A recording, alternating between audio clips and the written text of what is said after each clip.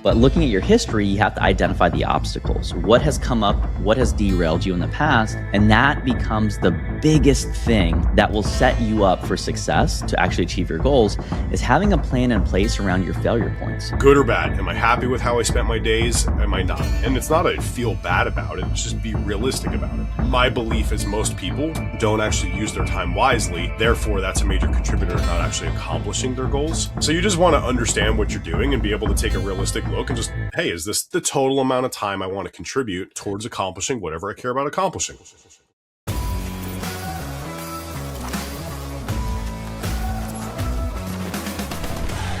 I don't need to change anything, or I'll just keep doing the same thing. And they keep getting the same result year after year. And I think it's like 9% of people will achieve their New Year's resolutions. There's a famous adage, and I can't remember where I heard this from, but it goes something to the effect of, you can have whatever you want, you just can't have it all at the same time.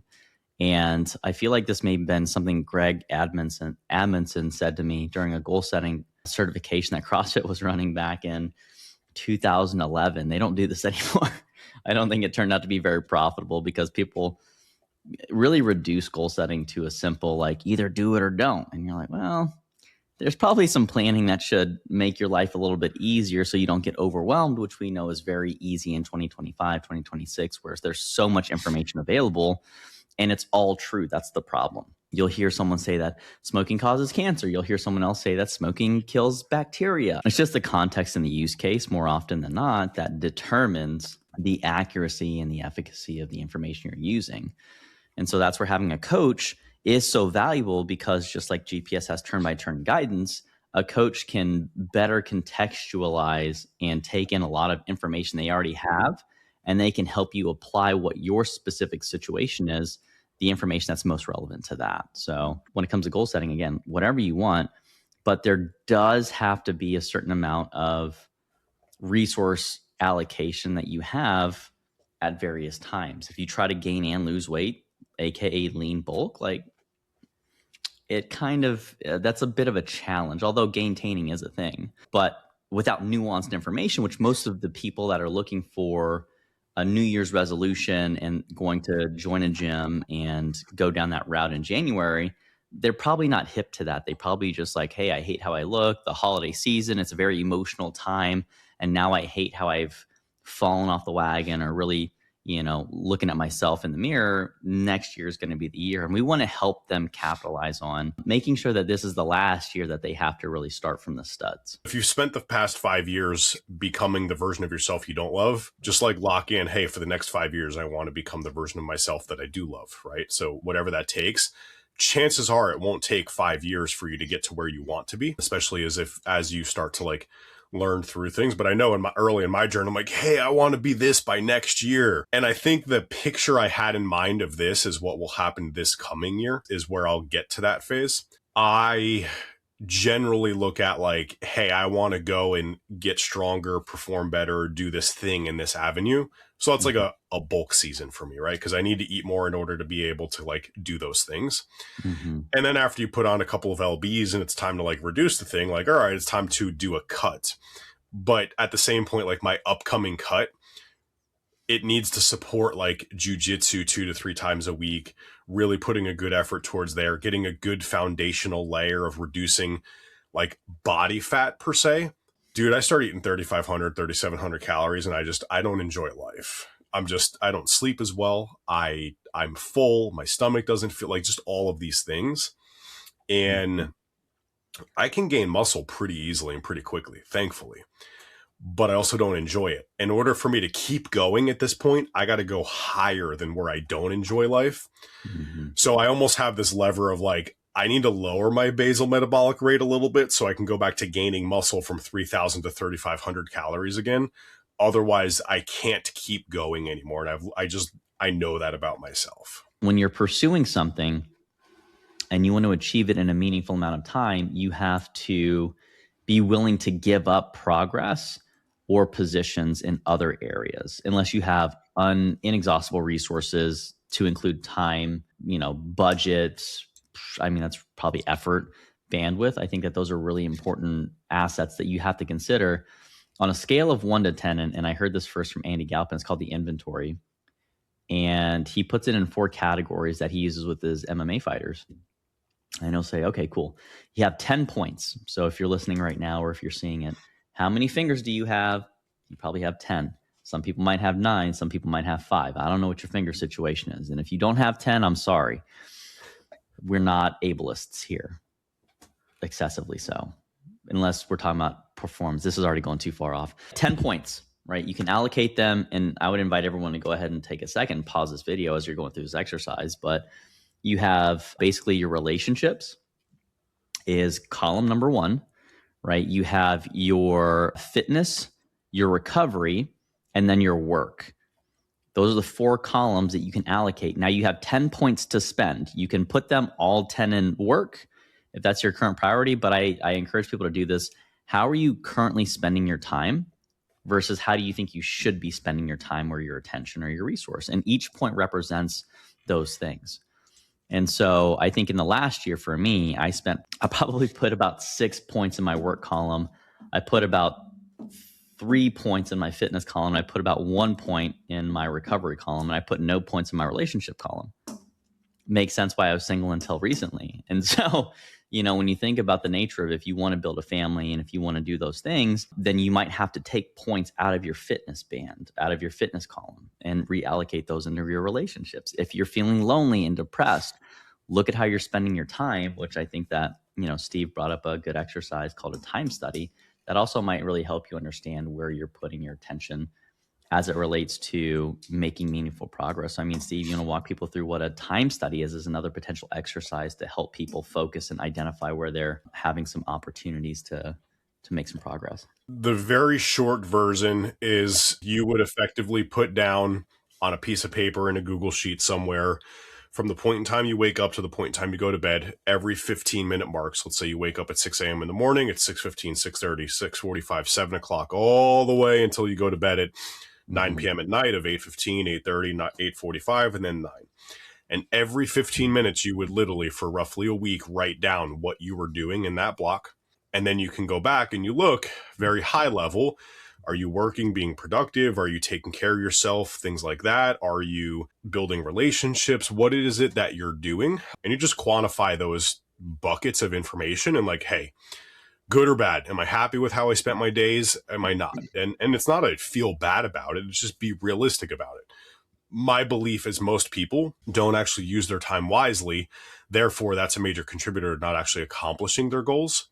But a lot of people also have to realize, hey, I can get just as much done as the next guy. I just suck at switching tasks way more than this person does. And you might realize you and I spent the same amount of hours working. I just got more work done. But you'll see me, I worked, on and off 12 hours, 4 days a week, but I task switched the crap out of them and it worked. Whereas Andrew, if Andrew task switches, nothing's getting done. Like a lot gets done. It takes a long time to get to the finish line though. It'll happen like 6 months. I don't know about that.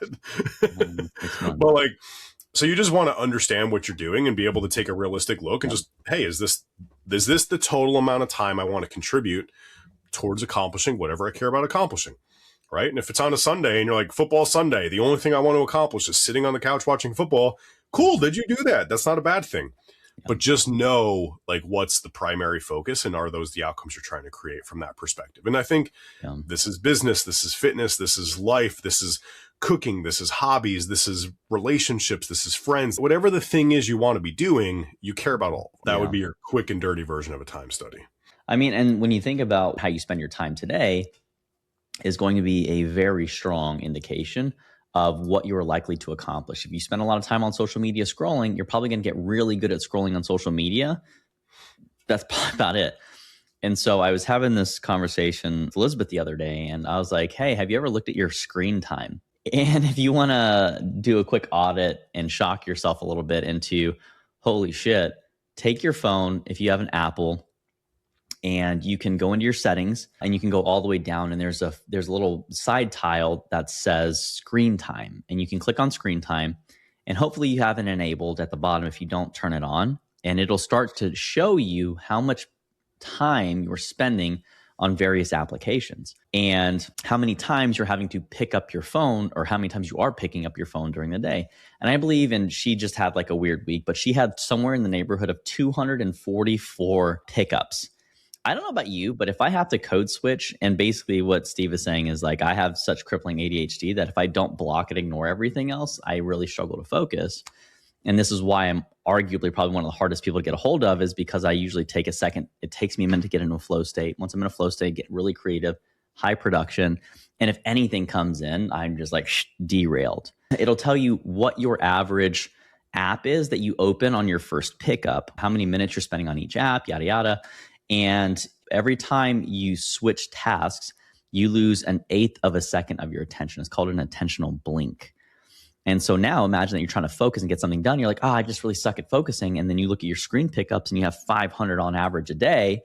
You might not actually be ADHD, which I think is arguably one of the most overdiagnosed things today. You're starting to look at how you're spending your time. And this allows you to go back to the buckets of like, well, if I say, and this is one of the most shocking examples I've heard that I think really drives the point home. A mother of 4 will tell you that her priority is her children, but she'll go to the gym for 3 hours a day because she's getting ready for a physique competition.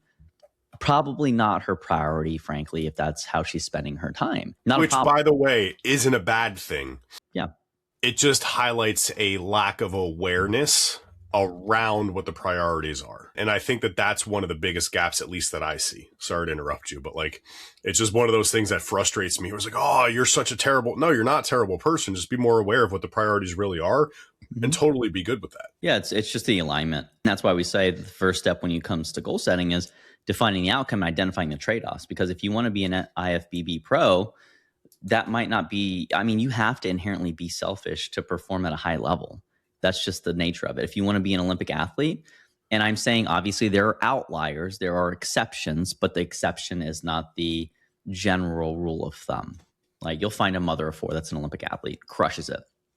That's not the norm, right? And so when we think about this, we always want to reduce the risk of failure and increase the chances of success. And how do we do that? Well, we want to set up as much of our bandwidth, our attentional focus as we can, which is why people do things like put sticky notes on their mirror, right? They'll put little reminders and memorabilia across their workspace so that way they can help them get queued up and remember what they're trying to achieve so they're not wasting and squandering precious time on different things.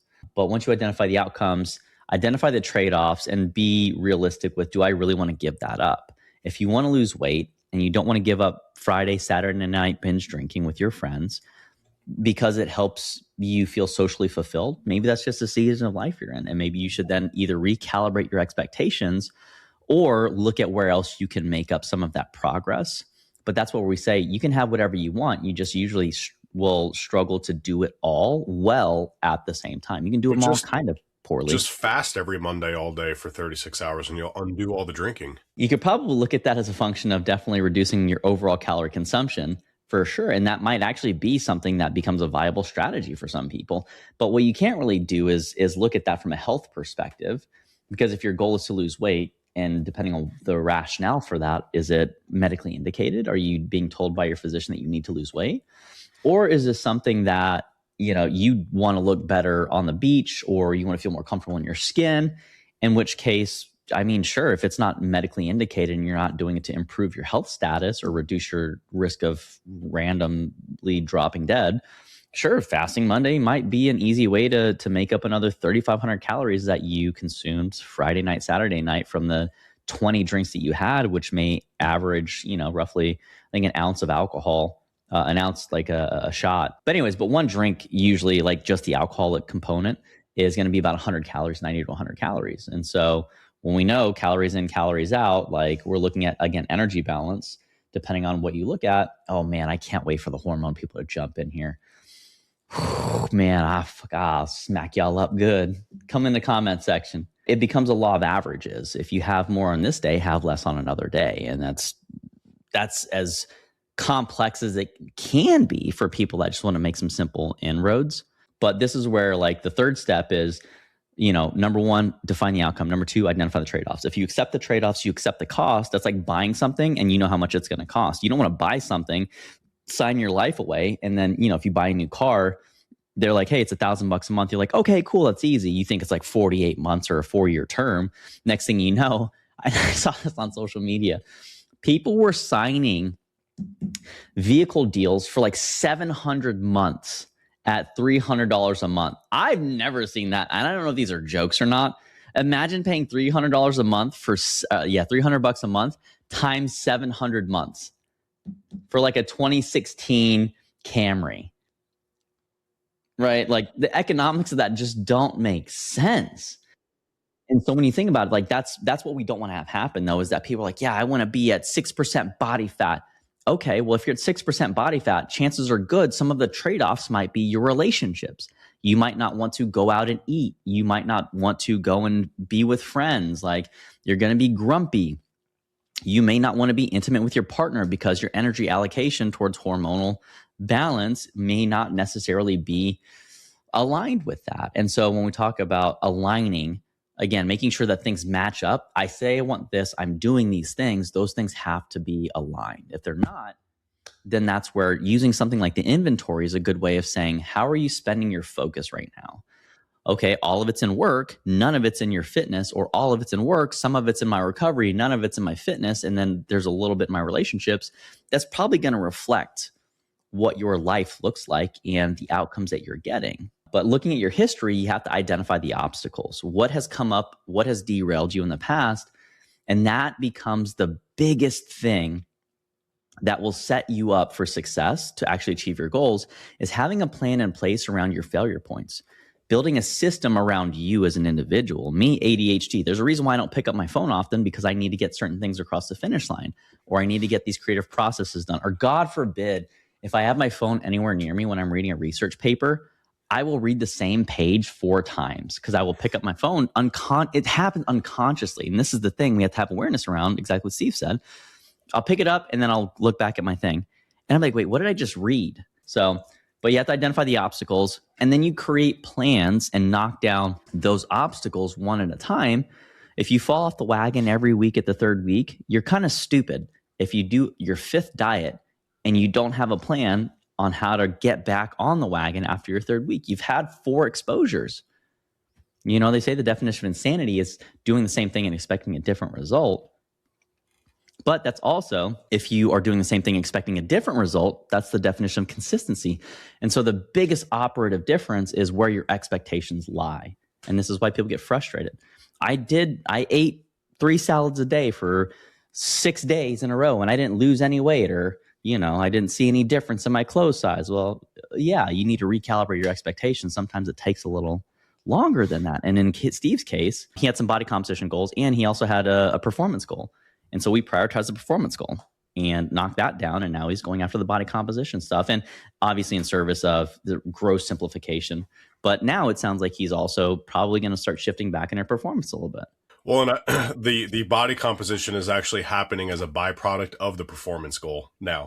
The goal isn't even body composition. Mm-mm. Like, oddly enough, 4 years ago, 3 years ago, it very much was that. And now I'm just like, oh, it just kind of happens if I align my expectations with what I want. And in any short-term moment, anybody knows I'd rather be able to beat you than look better than you. 100%. Now I'm going to be able to beat you and look better than you. 100%. I mean, and that's what it always comes down to, is like, if you train like an athlete, you're going to look like an athlete more so. And you're going to also have increased capability. But if you train just to look like an athlete, but you don't train to perform like an athlete, now you're going to have the aesthetic component, but you're not going to have any of the horsepower necessary to drive your car fast. So once you identify the obstacles, now you have regular feedback loops, and then you literally just iterate your way there. You just keep wash, rinse, repeat. What did I do this week? What did I get? Is that what I wanted? No. Okay, then what am I going to change? Do I need to change anything? And that's really the 4 questions of coaching, is like, what do I want? That creates the context. What am I doing? What am I getting? Creates the feedback loop. And then what am I going to change? Creates the iterative, like, okay, I didn't like what I got. What did I do? Okay. And then the last question is, do I need to change anything? Cool. Yes. No. Cool. Carry on. Just keep wash, rinse, repeating that. Do it in an organized fashion. Don't just do a whole bunch of random shit. But that requires the goal setting component of, here are my obstacles. I don't know how to do nutrition. Okay, cool. One obstacle solved to that might be allocating resources to a coach. Or it might be going into Hixa or our school network and using some of our ChatGPT bots that we have, or our agents, or whatever they're called these days, and using that and querying that. Or going into, some of the other things that Steve's created and, the app that we're building for ourselves and our community. Like, there's any number of resources. And with AI, that's where you have such an increased resource multiplier, because it can take whatever you're looking at and figure out if it's best for you or not for you. And if you don't know where to go for that, again, like, our community has a lot of great people in there that you can throw these questions out to, or you have a regular feedback loop of like, hey, you hop on one of our calls and throw out a question while we're sitting there waiting for it to get started. And I think that's probably a really good place for most people to get started. Closing thoughts as we wrap up. When it comes to setting goals as a whole, we're rolling into the new year. It's obviously top of mind, but I think this is a relevant conversation at any point in time if you find yourself not where you want to be. Are you making progress towards that goal? Or are you not? Are you acknowledging it? Do you understand it? Like, those are all the right times to really think through, like, what does goal setting look like? And my experience would be, if it took you 5 years to get to where you're at now and you don't like it, set a goal of how do you get back to where you want to be in 5 years. I'm not saying it can't happen more quickly, but to Andrew's point, if you have 10 slashes to dedicate somewhere on a piece of paper, you're going to have to put all 10 of them towards that goal and nothing else if you want to get back there significantly more quickly, which cool. If that's your jam and that's the way, that's awesome. Like, know it and own it. I've seen people go down and lose 100 pounds, 150 pounds in 1 year. That's amazing. I'm not saying that that's necessarily the best thing or the worst thing or the right thing or the wrong thing. That's what that person wanted to do and they accomplished it. And that's what this is really about. Stop giving a shit about what other people think about your goals and whatnot. It needs to serve you, and go do the thing and just plan it. Think about it in sequence, and like, over the course of the next 1 month, 3 months, 6 months, year, 2 years, 5 years, what are the things that I'd like to do and accomplish, and build the plan and go execute, and just what I do, what I get, what I do, what do I get, what do I need to change, and just kind of go down that road.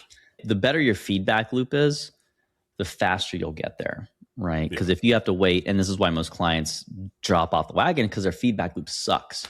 This is why the 91% don't accomplish it, because they do things, they don't get what they want, but they don't get feedback as to why that's not working.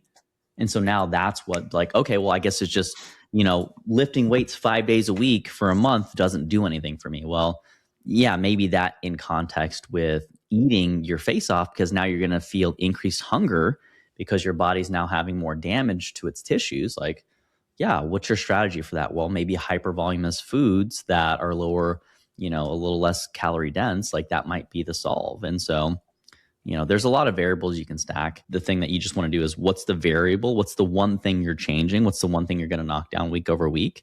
And if you do that, you can knock down 52 things in a year. And imagine how much further along you'd be in a sustainable way if you adopted 52 new changes in behavior across 2026. Probably about right. So make sure you guys, if you really like the episode, please leave us a review. This is one thing we're really trying to focus on in 2026, is just accumulating some feedback from you guys. We would really appreciate the feedback on the App Store or the Apple Podcast, or wherever you listen. Give us a thumbs up on YouTube or whatever that looks like, and we'd love to hear from you. But Steve, what else you got as we... Thank you guys for listening to Beyond the Pump today, where we break down the business of fitness and nutrition. We will see you next time, gang. Peace.